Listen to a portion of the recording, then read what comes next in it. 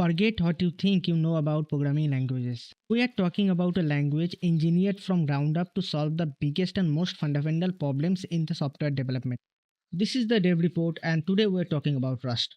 For decades, we lived with a compromise. If you want control over your machine's memory, then you pick C++ or C. But you're signing up for a constant battle with memory leaks, buffer overflows, and segmentation faults.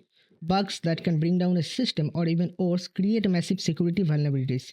On the other hand, you can use a high level language with a garbage collector.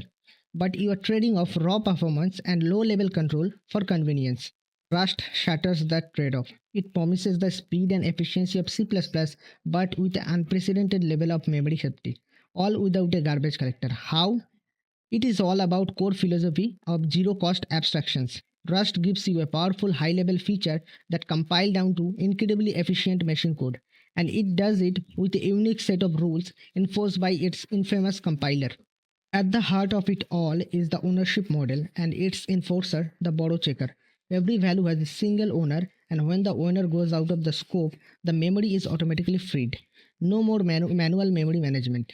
You can borrow a reference to a value, but you can't have two mutable borrows at the same time.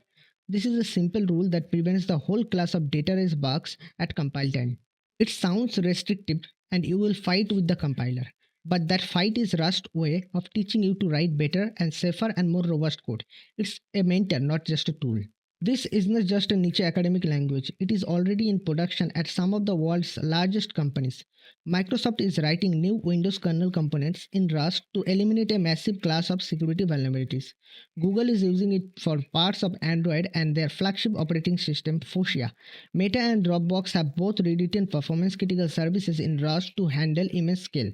Even the Linux kernel, the foundation of the open source world, is accepting Rust for new drivers. The ecosystem is also flourishing. Cargo, the Rust build system and package manager, is widely considered one of the best in the industry.